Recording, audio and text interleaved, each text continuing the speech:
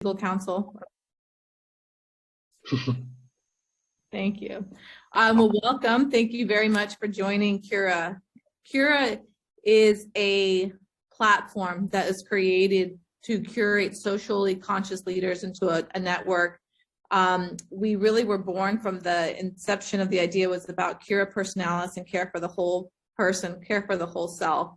So we are looking to build our network of socially conscious leaders and resources that we can share so that people can navigate a career in life and choose what they want to do to have a more purpose-driven and fulfilling experience. Our purpose for these events is to come for the network, to come and meet each other, to meet the speakers. They are curated specifically for these topics that we need. They are open to having you reach out to them and network with them. So please come for the networking experience and just make sure you add Cura to the note if you want to reach them on LinkedIn. We want you to stay for the authentic conversation and dialogue. We hope to have a place to demystify tough topics. It's something that I always wished for growing up, that I still wish for, that I have questions to ask, and sometimes it's hard to find the right resources. So we want to invite people that help us figure things out. And last, we want you to leave with resources, tools, and learnings. So more than just having a conversation, we really want you to leave with something actionable. And we're also building resources on our site on cura.us to help you navigate early career networks and transitions within careers in a more authentic and purpose-driven way. So with that, I'm really excited to introduce our speaker, Valerie Williams. We had the pleasure of meeting, gosh, Valerie, I think about 10 years ago. Yes, not more. A long time ago. We were both working at a financial institution, developing and creating public relations and marketing campaigns to educate diverse segments and populations.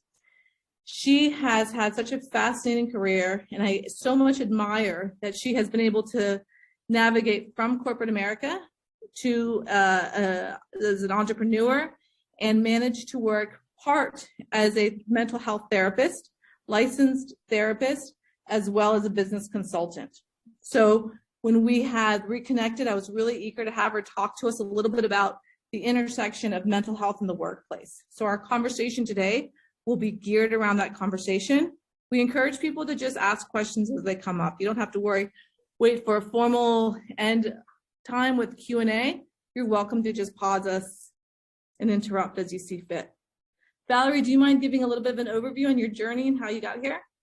Sure, but first I just want to thank you, Jen and Alejandro, for creating not just the opportunity for me to sit with your group today, but just for creating the platform. I think whenever there's an opportunity to talk about work and life planning within the context of the whole person, it's amazing. And unfortunately, there are too limited of options to be able to do that. And I think that unless you can approach work and goal planning or whatever it is that, whatever your aspirations are, unless you can approach that from the perspective of the whole person. And when I think whole person, I think the emotional self, the mental self, the physical self, as well as all the other, the skills and abilities. Unless you can bring all of that to an experience, then there's no way that you can really thrive. So I love that Cura is creating the platform to be able to begin to have more of those honest conversations, that productive dialogue around how we do that, and particularly for people of color, because that tends to be a unique struggle for us more so than our counterparts. So I applaud and commend you on your efforts, and however I can be a part of supporting your platform, I am open to do that. So a little bit about me. So I spent about 20 years in corporate America before branching off back in 2019, right before the pandemic, into entrepreneurship. My career in corporate spanned working in communications, human resources, public relations, within spaces that allow an opportunity to connect with people. I knew very early on, right out of college, that if I was going to go into corporate, that it had to be in a space where the heart of the organization was focused on people. And I really feel like communications allowed us an opportunity to do that. So I've had the opportunity to work with Fortune 25 organizations across different industries, and learned a lot, met a lot of people along the way. I tell people all the time that my transition into entrepreneurship was not about this anti-corporate sentiment. There's so much I value about the work that I was able to do. I would say probably midway through my career, I was able to really connect more to my purpose and be able to do purpose work in corporate. So I think both can be true. Sometimes we feel like we have to leave corporate in order to live out our purpose and calling. That is not true. But for me, after 20 years in corporate, I made a decision where I just wanted more freedom and flexibility to own and create whatever it is that I did next. And so that was a huge motivation for me deciding to take that leap and focus on the clinical counseling side, so that mental health part of people. I feel like we did that in corporate. If you are in PR communications, you have done a lot of incognito psychological work.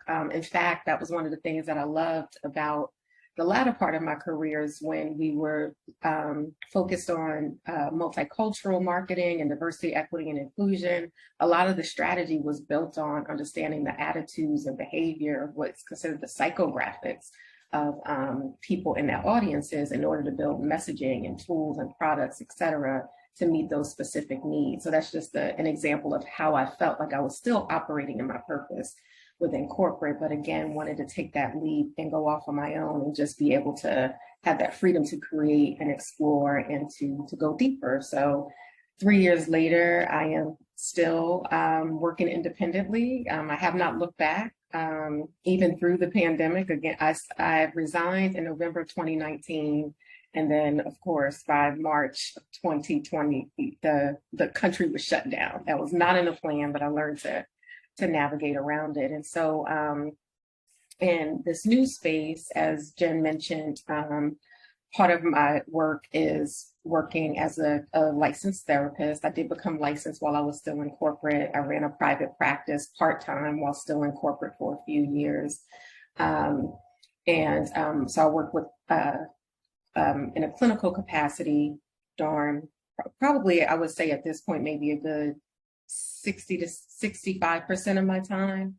And then on the business consultant side, I work with corporate organizations, nonprofits, small businesses on the people related stuff. And so that might mean diversity, equity, and inclusion, more recently, culture and wellness.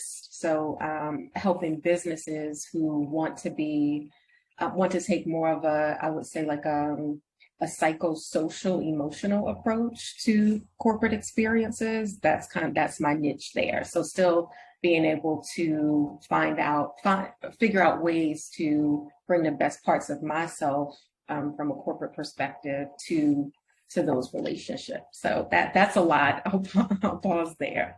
Valerie, that's so rich, because I think it's one of the things I'm most curious about.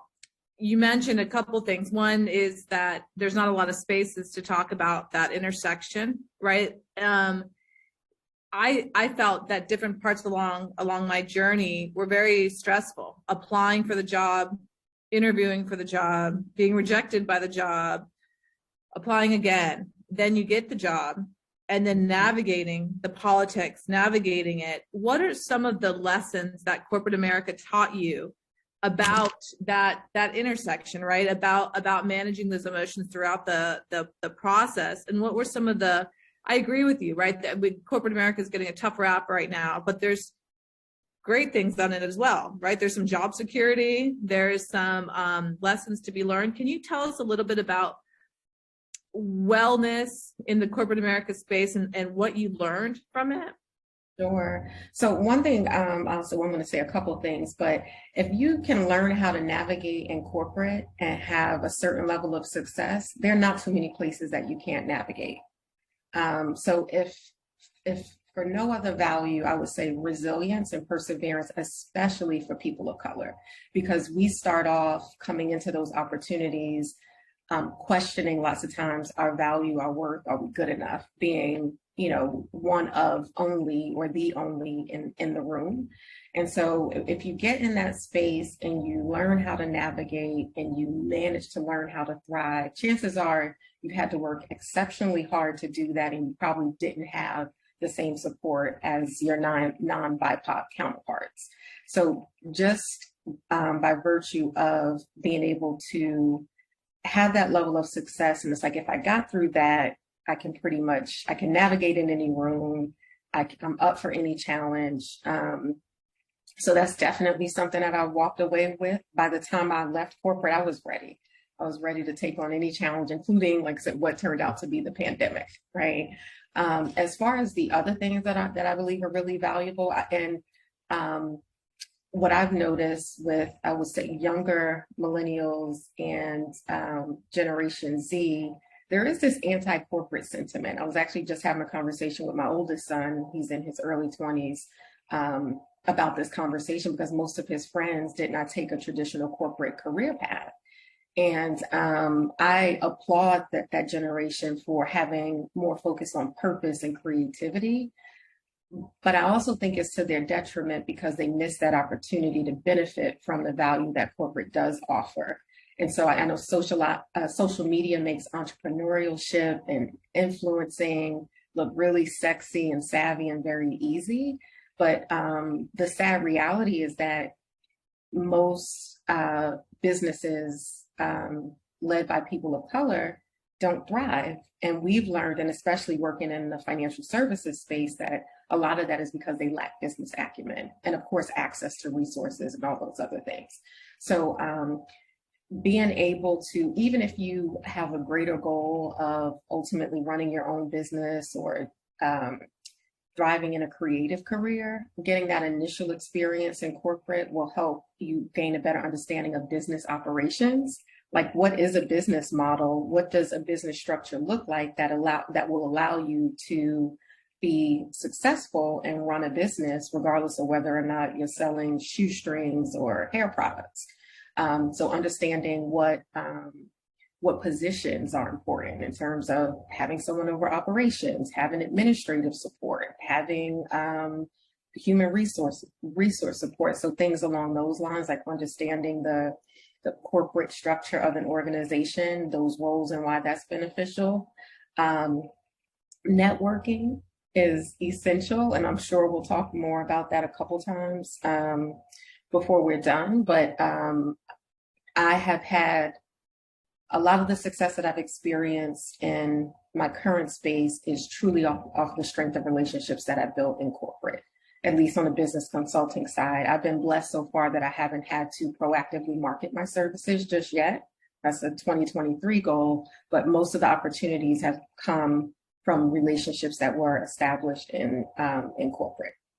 And so being in a place where you have that built-in access, and as people of color, we often lack that because we don't necessarily have that generational experience of business ownership, or again, our grandparents having access to capital or resources, or the executives at this company or that company.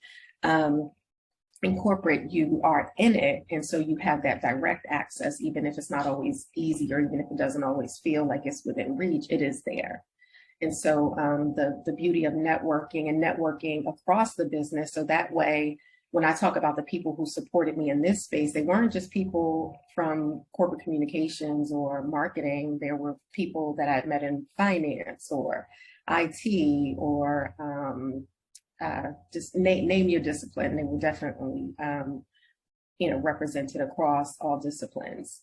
The mentorship is super important. Again, you have a wealth of people who are generally willing to help. I know it can be overwhelming and intimidating to ask for that support sometimes, or to ask for that mentorship. But I found that most people, the majority of people, are still good.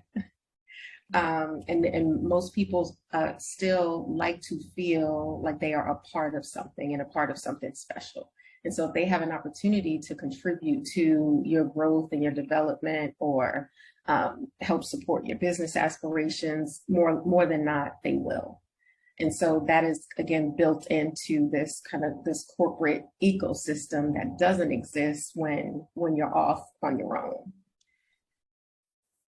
That's a really interesting point, Valerie. When you were saying that, it just made me think that, do you think that having that network and having those mentors contributes to like higher satisfaction, more contentment, more joy at work? I mean, I think about the most fun times I've had at work, right? And like I think about it's so much of it has to do with the team and the connection aspect of it. Absolutely. It's one of the things I miss the most working independently. And I'm not at a space yet where I've built a team, again, 2023. But for people of color, relationships are so important, and community and belonging is so important. It's generally how our families are structured, how our neighborhoods are structured. So whenever there's an opportunity to duplicate that in a corporate environment, it absolutely makes the work more fulfilling. Because the data will tell you time and time again that one of the reasons why people stay in jobs where they're unhappy is because of the people, because of the relationships that they've built with colleagues, because of the mentors that are there.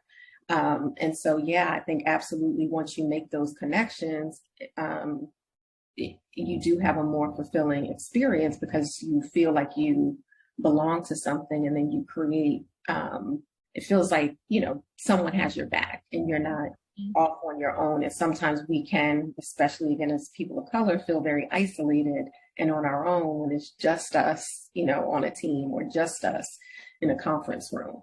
So being able to establish those relationships there is vital. It's beyond necessary. It's absolutely vital in order to have success. Yeah, you're right. You're right. I mean, certainly to get the work done, but for just the simple fun and enjoyment of the actual experience, that's such a big part of it. Lorraine, I'm going to pause there, Valerie. I saw Lorraine's thinking face. And I just want to see if Lorraine or Natalie have any questions for you directly before we go on with other questions. It was just a comment. I like that comment you made, Valerie, about just you're not looking back, because I'm going through a similar transition myself.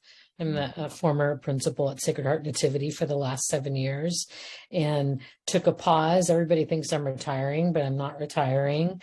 I'm getting certified as a life coach and also an educational consultant. But you're right. In all of my practice clients right now have been all because of relationships, and just talking to people and I'm calling myself the CEO now.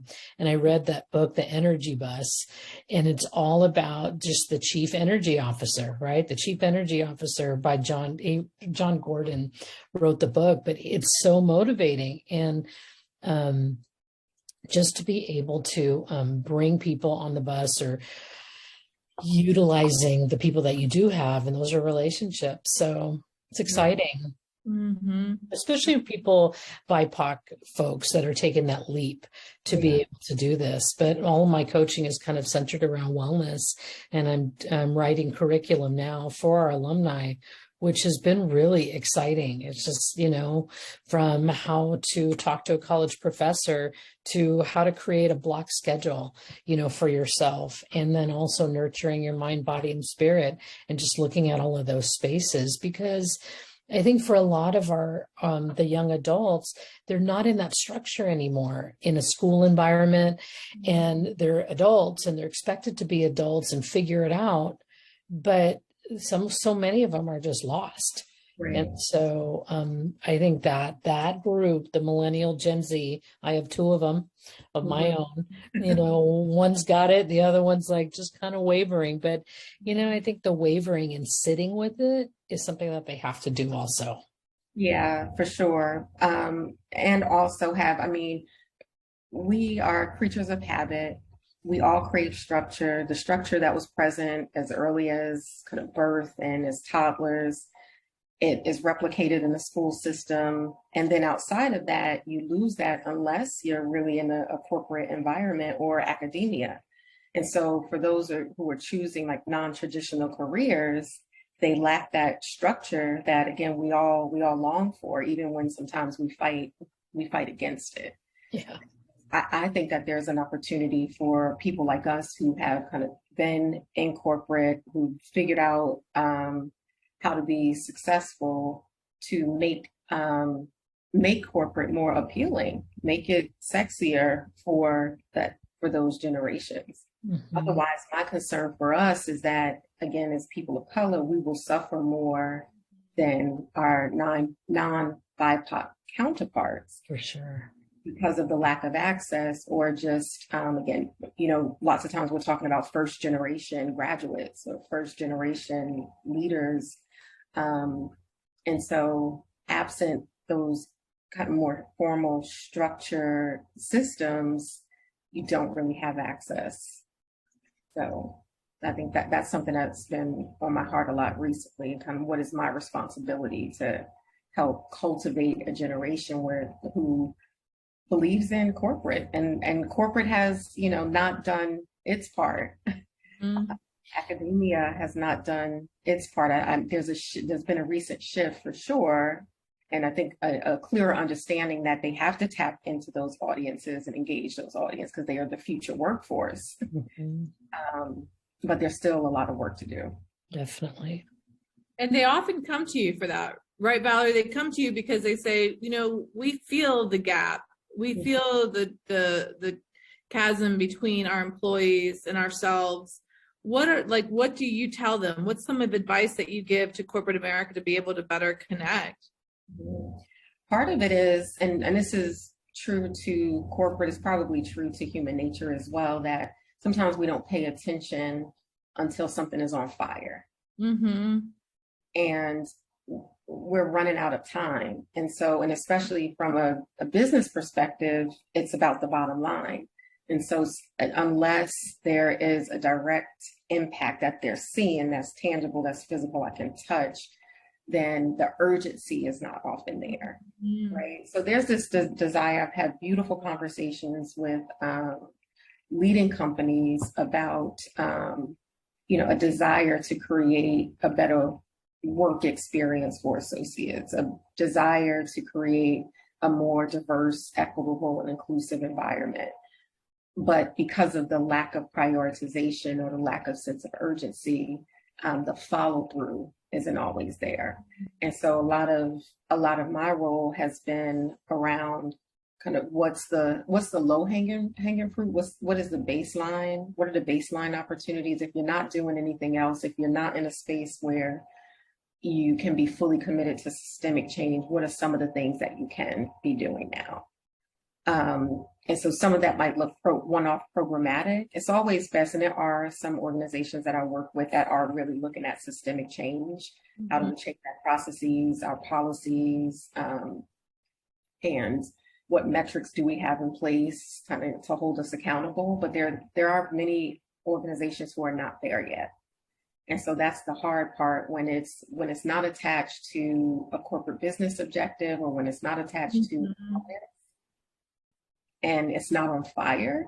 Mm-hmm. And on fire is generally when there's an issue, there's some employee who's speaking up and saying, I haven't had a good experience, or I'm experiencing discrimination. So trying to find that sweet spot between, okay, not necessarily there yet where we're being held accountable from a business objective and a compensation perspective, but also we're not having this big reputation crisis. So what are some of the things we can do to demonstrate that this is something that is important? Mm-hmm. It's interesting too, because I also think some of it is like what I've seen, at least externally, is it's generational, right? It's like there's a lot of people that I work with that will, complain that the younger generation isn't working enough hours, isn't doing enough of this. And I think good for them, right? Good for them for raising their hand and saying, like, why should we be working every weekend, right? Like, why should we be working 20 hours a day? And so I think that there's a lot of like intergenerational learning to be had in wellness at work, right? Like, I think of that sometimes. I hear these conversations and I'm like, yeah, why why did I do that? And I really try to deconstruct that and think how much of that is attached with like the immigrant mentality, right? Or like the pressure to succeed.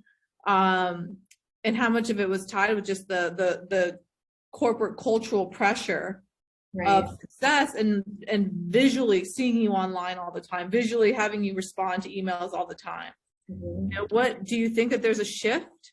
I think so, and definitely, I think it's a combination of those things, like you said, for the corporate pressures, but then also for people of color, those cultural demands and expectations that we put on ourselves. So it becomes like this horrible recipe for disaster because you're getting pressure from all sources, right? And so, yeah, I love that, that Generation Z, early Y, they're like, no, right? Because I'm interested in other things. I can't give you my life. But one of the things we're hearing about recently, you guys might have seen some of the headlines, is this idea of quiet quitting. And the older workforce, they're saying like, I'm going to be here and I'm going to be present, but you have get everything you need between 9 to 5, because after that, I want my life back. And so I think that in addition to figuring out how to engage the generation that we talked about earlier, having to engage the Xers, the old millennials who are, and I think a lot of it has to do with COVID, when, for 2 years, there were no boundaries between home and life. And people were really loving, the fact that they had better access to life and better quality of life. And so now that once you get a taste of that, it's hard to go back. Well, that's what I was going to ask you, Valerie. What's quiet quitting and what's just boundaries? I think that I think you shouldn't have to quiet quit. Yeah. Right. But it's hard to maintain, it's hard to create the boundary. And then it's definitely hard to then honor the boundary. Right. We might understand what we need to put in place, but there's also an understanding that boundaries aren't accepted, otherwise they won't be needed. Yeah, it kind of has this connotation that it's like passive aggressive, right? That like people are kind of like, not sharing about it, kind of huffing and puffing by themselves and doing this. But what would you recommend if somebody's in that position where they're like, I am so overworked, I'm tired of this, I was hired to do one job and paid to do one job, now they're asking me to do all this. Instead of quiet quitting, what would you advise them? Yeah, so I would advise, and this is something that I advise for a number of different reasons, but to be your own advocate. Regardless of where you are, you have to be your own advocate, and you have to have your best interests in mind. And for me, definitely from a mental health perspective, that starts with your wellness. And so, and what I learned when I was still in corporate, and I would get caught up in that grind and trying to live up to these perceptions as far as always being available and working weekends and long hours, of course, my mental health would suffer. I'd be so overwhelmed, and where I wouldn't be able to focus enough on the things outside of work that needed attention. And then also physiologically, then your immune system starts to suffer. So I would get colds and they would last for forever, right? And meanwhile, I'm still traveling and in meetings and still trying to be functional with these never-ending colds, because when you're stressed, that's the first thing that suffers is your immune system. And so at some point, you have to become your own advocate and say that I have to take care of myself first, and be okay with that, with an understanding that I know if I take care of myself first, everyone around me will benefit. But we don't believe that. We believe that it's selfish or self-centered, or we're not working hard enough, when the opposite is true. I think in general, people don't have a problem with working long hours or having to work some weekends, especially when they're in a culture that they love, when they have leaders and they feel supported and who are advocates for them, when they love what they do. It's almost hard to shut off, right? It's like, let me stop. It doesn't even feel like I'm working. But there's a lot that is required in order to create environments where such is true, where people love their job, where they're connected to the people, where they feel supported. So it's not an either or. If the project, calls for me having to overextend myself, and this is the exception versus the norm, most people don't have a problem with that. And so being able to advocate for yourself, talk to your leaders, talk to your direct manager, be specific about, you know, here's what I'm willing to give, but there has to be reciprocity. We take care of each other. Take care of each other. And also, we talk about demystifying tough topics. I think about unpacking them, right? I've worked in startup cultures. I've worked in really cutthroat, competitive cultures. One thing that I've learned that has led to more beneficial, more successful, happier experiences is clarity, right? I think when there's like chaos and when there is disorder from the managers, like I think of like, what are the tangible things that the managers can do? And I think so much of it has to do with clarity. Wherever there's like one tiny little bit of stress, that's usually very connected to what's the opposite of clarity, right? Of confusion. Like, people think different things. And I have thought a lot about how difficult clarity is, right? It's very difficult first to find clarity, to find the simplicity in complex issues, then to clarify it, and then to communicate it, right? So I think if you can get to that level, then that leads to happier teams because they all know what they're working for and they can all share the applause. Is there anything else that you've seen that helps teams function? Like, what can leaders do differently? I think leaders have to become more accountable for creating that clarity. Time and time again, what you hear from employees is there's a lack of prioritization. Right? I don't know what's important because everything is important. Yeah. What's on fire because everything is on fire. And so it's hard to commit and give the best parts of yourself if you feel like you're defeated before you even start. It's hard to, it's hard, if not impossible, to be hyper effective when you're operating from a place of defeat. And so if I am a leader, I have to be held accountable for providing clarity for the people that I lead. Otherwise, I can't have any real expectations. Valerie, this is Natalie. How are you? Great. And I'm moving to where I could probably go on camera in a minute. But I think one of the things that you've nailed so many things. I often joke that quiet quitting is Gen Z. You're not going to work me to death and drive me crazy. And I think that what I have tried to say, because one of my goals is to be an elder, not just an older. I am trying to help millennials and Zs put my upbringing into context, because if I'm really honest, a lot of what was depicted as leadership when I was coming of age is bullying, straight bullying. And I think these young people, like I had I went through a yoga teacher training program, but one of the, before the world blew up, and never got to teach my class because, COVID had other plans. But there was a millennial, and I used to call her, this was a teacher already, I used to call her my yoga daughter teacher. She really helped ease my journey into the practice when I was practicing.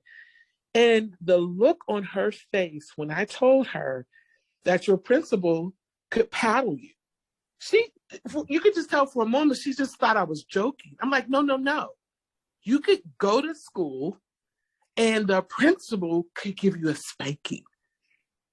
And then she's like, really? That happened? And it just made me laugh. So they have no context, and I love that. Because a lot of what I was taught as leadership was straight bullying, abusive, not fair, all over the place. So I love, and I think that quiet quitting, of course, once it goes mainstream, it gets all messed up, but it really is boundaries, and you're not going to bully me and call it leadership. You're not going to make me work 4,000 hours just because you can. And I think we are all, it's interesting. I've been remotely working for 15 years. And so the perceptions have changed a lot. But I think people see now, like, wait, why y'all want me there for what?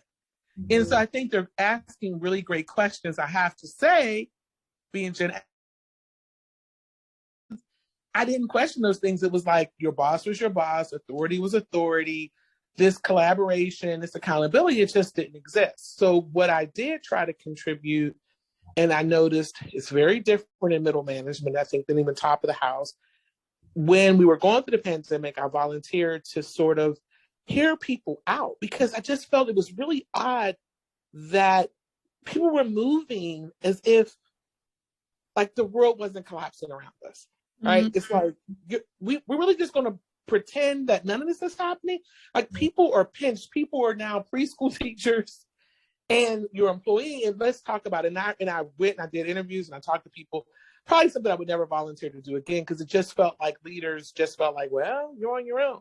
So but I think what I've learned from that, and I think you've nailed it too, Valerie, is you advocating for yourself is also recognizing when your needs aren't being met and like, okay, this is not a safe space for me. I need to find that. I need to create that. I need to find pockets of that. So that's sort of what I kind of walked away with, because I'm like, you can have the data, you can have, I had direct quotes, and it just felt like it was just, I think there could possibly be a generation of leaders that don't really know how to lead other than the way that was modeled. And now even when I watch television, I'm like, that's not leadership. That's bullying. Like, why are we showing people hitting people upside the head to make them, like, I see it now in ways that I didn't. And I really feel like we have a huge experience gap, you know? And so what I also try to tell millennials and Zs is I'm like, you all have language that I'm learning, a language of inclusion, language of fairness that I'm like, I love it, but sometimes I need a glossary because I'm like, yeah, that isn't right. You know, and I know how to use these terms. I think we as, you know, wherever we are in our generationally, we have to kind of be willing to admit, like, we don't know how to model this. Like, that is not the way it was. And then we have to and I like reverse mentoring for that reason, because when you do hear them out versus complain about, I don't know, you know, how I feel like Gen Z is so proud that we drove without seatbelts and drank from, you know, garden hoses that, you know, let's talk about what it really was. They weren't really that safe or protected. So let's keep that real too, right? Not just strong, but just like people it wasn't a thing then. I think we have to be willing to listen and then really learn and practice new leadership models and new collaboration models that aren't based on old archetypes. And so, you know, I had a lot to say, but you guys had said so many powerful things, and I know I'm not on camera. I want you to know I'm listening, and I agree wholeheartedly to what you all are just putting down. Yeah, excellent points, Natalie. I think the way I see it is intimidation is not as effective for that generation because there are options. If you think about for Generation Z, you know, the option was corporate. The option was academia, right? Again, these more traditional, safe, stable constructs. And so if I'm there and that is my only other option, there was little support around creative careers. I remember when I went to college, I initially went in wanting to work in television and radio production, but I was talked out of it by everyone from family and friends. And how are you going to get a job? We have not seen that done before. And so get the corporate job that's steady, that's stable, get somewhere, do well and retire. And so when it feels like that is your only option, then that leaves you more susceptible to influence into intimidation, because I'm not going to do anything to mess this up. Whereas again, for the younger millennials and Generation Z, it's like sky's the limit. They are literally superheroes. They believe that there is nothing that they can't do across any industry. And I admire that. Of course, to my earlier point, I think there's some learning that could be attached to that will allow them to thrive. But when I'm in a situation and I feel like you are not kind of my end all be all, then yeah, there's less that I'm going to tolerate, and intimidation isn't as much of a factor. Right. I love that. Options, choices. And I guess probably what else you you in your intro, you gave yourself choices by preparing Mm-hmm. for your transition and your pivot in a way that, you know, a lot of times I think boomers are probably tell, oh no, you got to wait, finish that out, Yeah. then you get to do it. So Yeah. kudos to you for having an exit strategy and really wonderful transition. Thank you. I appreciate it. But listen, the boomers in my life didn't know until I made the decision to leave. Literally, they did not know. Yes. Right. But we have to have that same respect as far as the differences generationally. And again, that's my fear with corporate is they're not seeing the gap. They're more nearsighted. And literally, we're only talking about maybe the matter of a decade, if that, where I think there's really going to be a war on talent. We kind of, that language has become popular maybe in the past few years. And I think that, I don't know if people really believe it. I think they have some assumptions about the possibility that there's going to be a shortage of talent. But that's going to be very real in 10 years, and especially with the pandemic, right? There was already a war on talent before the pandemic. People, again, making different career choices, trade skills, picking up things along those lines. Now you have the pandemic where you have people who were already in those roles saying, I don't want it anymore. I want to do or explore something else. And then a generation behind them who are not really interested or engaged at all. I remember our oldest, we would bring him to work at different times. He thought it was fun, but he's like, you know, once he got to middle school and high school, he's like, I can never do what you guys do. Like sitting behind a desk all day, there's nothing appealing about that. And he meant it for sure. So yeah, we kind of need to sound the alarm now as far as what the disadvantages will be from a workforce perspective if we don't figure out how corporate and more of the traditional career paths more appealing for that generation. Right. So valuable. Thanks. I'm super excited too. I saw that Autumn joined the call. She's an alumni from a school out of Baltimore, and I've been following and watching her trajectory and her path, and it's so impressive because she sits at the intersection too of mental health and well-being and focus on BIPOC communities. She's been growing her Instagram audience by a lot very quickly, rapid growth. And Autumn, I'm just curious to hear your take on this conversation. You know, what are some of your thoughts and what are some of your learnings that you've seen? Hi everyone. So glad to see you and to be here and to be able to make it. I was, cross my fingers that I'll be able to make it after coming from my part-time. Speaking of, working. But yeah, so, coming into the conversation and hearing, that solid quitting and literally, I was just like, oh my goodness, it's like that. He's like, I just got here and they're already kind of attacking me. But, I definitely am, can attest as a millennial myself that a lot of my friends and I, in our conversations have, recognized the lack of satisfaction, in regards to some of the, I guess you could say, the standard models of work. Being in mental health, I've definitely found myself being very disappointed, very disappointed with some of the work models and the top heavy companies that I've worked for. Not going to name any names, but, I've found myself now being a full licensed therapist in LCPC. At one point, I didn't want to start like my own company or my own, practice, but the more dissatisfaction and discouragement that I feel, that I'm, witnessing, I'm like, okay, I'm just going to start my own thing. And then when you were talking about, I'm a war on talent, I'm like, a lot of my friends are like, yeah, we're done with capitalism. We're done with, working for the man, and, we want to do our own thing. A lot of us want to leave America, and kind of just, work abroad and have passive income and, just so over just the workforce all in all. Being in the mental health industry, I am really passionate and fond, of, mental well-being, and, really shedding, more light and awareness about prioritizing your mental hygiene and self-care, especially for, the BIPOC community. And it's like, it's kind of a slap in the face almost when it's just, I've had a couple experiences, excuse me. I had a couple experiences where it's just I felt taken advantage of, by my employers. For example, I fresh out of college, it was like a $15 an hour job. I was traveling all over the state of Maryland, providing so many services for so many people in need.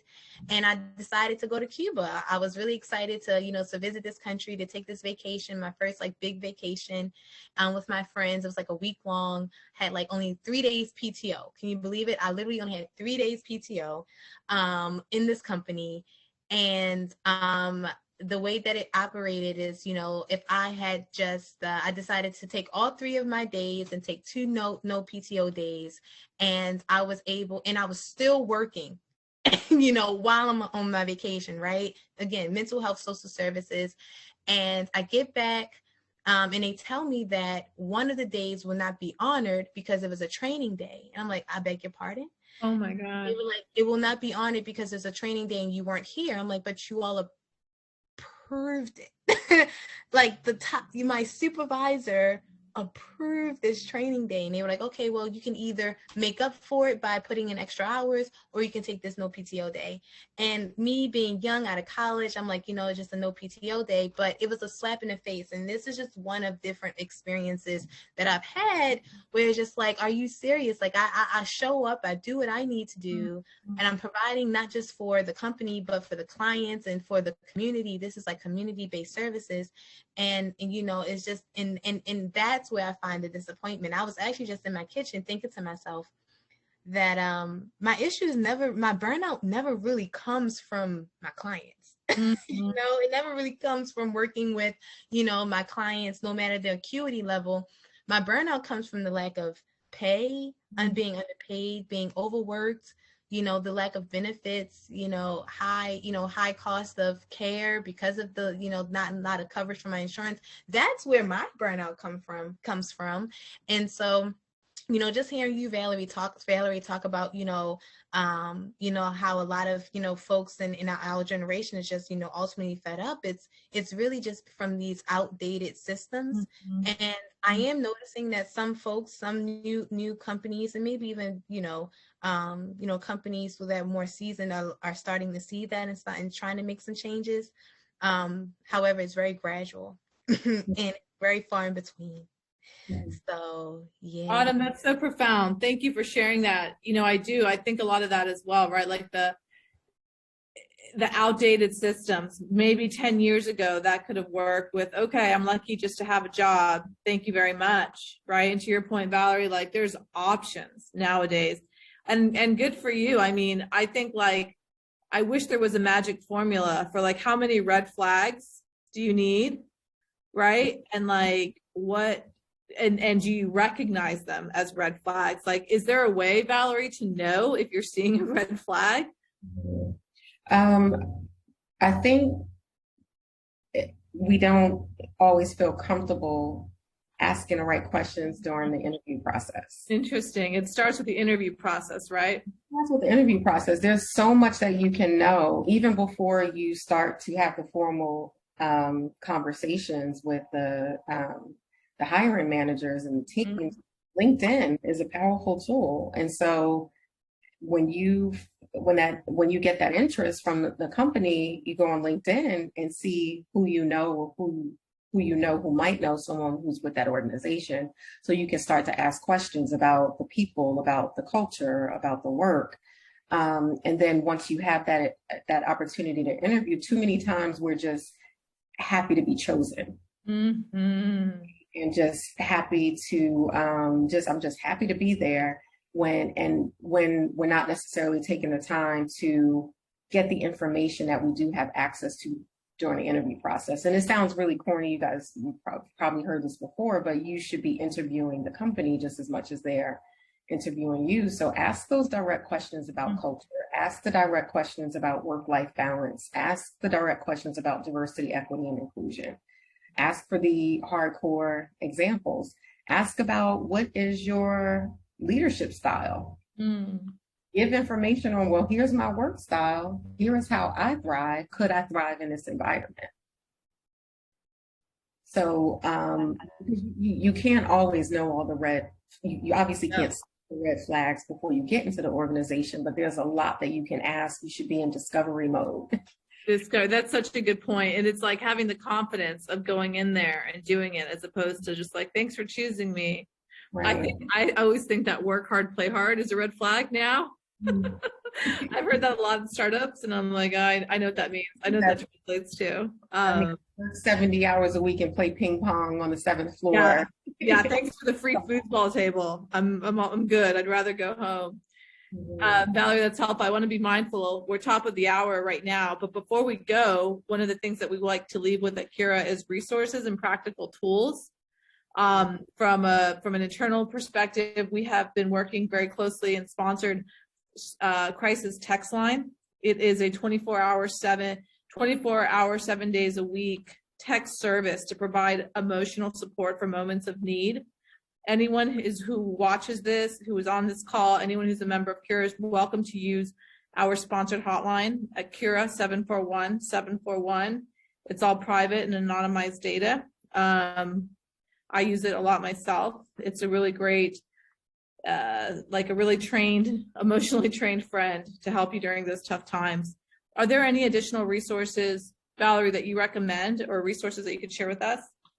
Yeah, so there are a couple. I always recommend Psychology Today. It is one of the largest databases where you can identify mental health professionals within your area. What I love about it is that you can search not only by zip code, but you can search based on the specific issue that you're having. You could search based on identity, people who are comfortable working with LGBTQ plus clients, people of color. So Psychology Today is one. I'm going to share some resources with Jen so she can share with this group. Two of them are the Feeling Wheel. And that to me is where I talked about, how critical it is to make sure that you're prioritizing your own wellness in order to be effective anywhere. The Feeling Wheel is a perfect way to do that. It kind of gives you the vocabulary that you need to identify your emotions and then take that next step and begin articulating your emotional experience to others. So it's a wonderful tool. I didn't invent it.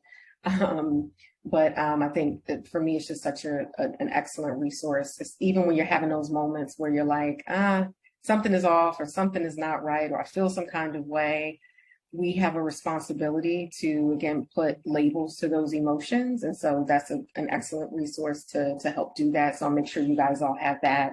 And then the other is a self-care wheel. And it's like a beautiful menu option of I think at least more than 50 things to do. You don't always have the luxury of, going off on a spa retreat.